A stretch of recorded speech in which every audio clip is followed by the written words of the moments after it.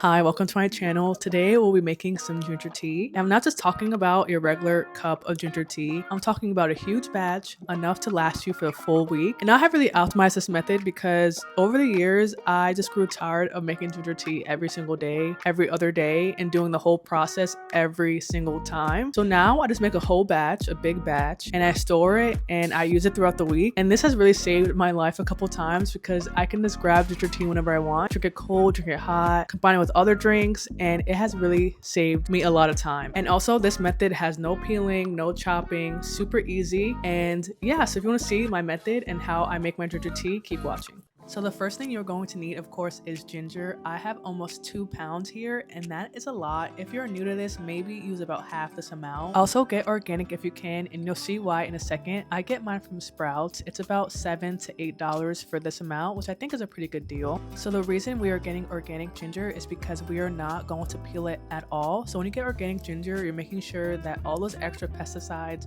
are not going to be in your tea. And since we are using the peel, make sure you wash it very well. I also like to break it into pieces so I can get into all those nook and crannies because that is where the dirt hides. I used to peel my ginger before, but once I discovered that the peel actually has a lot of nutrients and benefits, I decided to keep it in. So again, just make sure you clean it really well because a lot of dirt is hidden in here. Trust me, it's crazy how much dirt I found in all these ginger pieces. I feel like this is the most tedious part, but trust me, you do not want to be lazy and skip out. Like, please wash your ginger. Just look at that. Do you see all that dirt?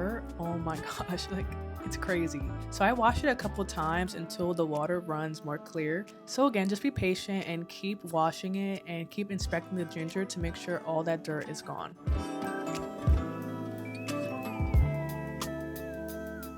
Now here's the fun part. Use a blender to blitz this ginger into small pieces. Trust me, it saves you a lot of time and it actually makes for a stronger tea because you increase the surface area of the ginger and this brings more contact with the ginger and the water, therefore stronger tea. And not to mention you're saving time. Like I used to chop my ginger by hand into thin little slices and never again. This is the easiest way.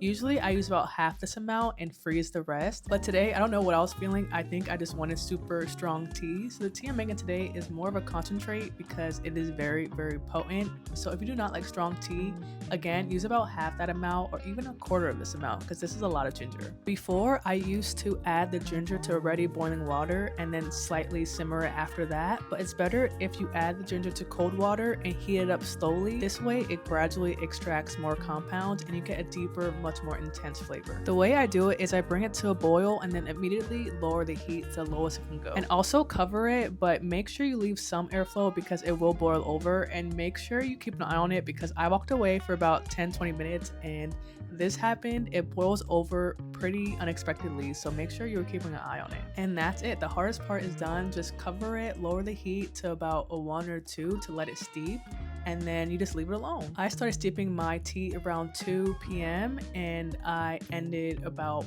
maybe 5 p.m. So that's a couple hours. Do whatever you like. Honestly, it doesn't really matter, but the longer you steep it, obviously the stronger the tea. This is a long process, so feel free to grab a cup for quality control, of course. And this thing is super strong, so I diluted it with some water and that definitely helps. The next thing we're going to do when it's to your liking is take it off the heat, let it cool down, and we're going to cold steep it overnight. So I just leave it in the pot and then put it in the fridge and take it out the next day. I just started cold steeping it very recently and it really changes the tea and the color. It's much more rich. Not to mention you're getting the best of both worlds because the heat extracts some compounds and also the cold steeping extracts some extra compounds. So you're getting everything you can get out of the ginger. And this makes it more of like a concentrate because it is very potent. So I usually dilute it with water like you've seen before. If you're wondering how long this will keep fresh, I usually don't keep it longer than 7 days. Anything after that, it might just, smell weird or it won't be as fresh and potent. But definitely if you want it to last longer, just put it in the freezer, use ice cubes. And this is for sure a very messy process, so be prepared for that. You will have some spills, trust me. Next, I use a nut milk bag to make sure I extracted all of the tea from the ginger. Nothing is going to get left behind because this is liquid gold right here. And that is pretty much it. You have your ginger tea. If you made it to the end of the video, congratulations, and I hope you make this for yourself because trust me, once you start doing it, you might not go back to however you were doing it before. My favorite way to drink it is cold, like first thing in the morning. I don't even drink coffee anymore. I just drink this tea and it really just wakes you up because the spice is something serious, okay? Or you can combine it with like any type of juice. Combining this with cranberry juice is like a no-brainer. It's so good. Again, also I like to drink it hot as well, so I, heat it up. Definitely, if you want to heat it up per serving. Don't heat up the whole thing and refrigerate it again. But I heat it up with some turmeric, some cinnamon, some milk, and that makes like the perfect nighttime drink. It's unbeatable. But definitely, if you make this, let me know in the comments if you have any questions or any more tips. I can use them. But you see here too, the ginger, it's very concentrated, and at the bottom too, you see some of those ginger just pulp, I guess you can call it ginger pulp. I don't know, but it's definitely not just liquid. There's some solids in there. And this just shows me that I got everything I can get out of the ginger. Like nothing was left behind besides some ginger itself, but everything was extracted. So I hope this helps someone, and I'll see you guys in the next one.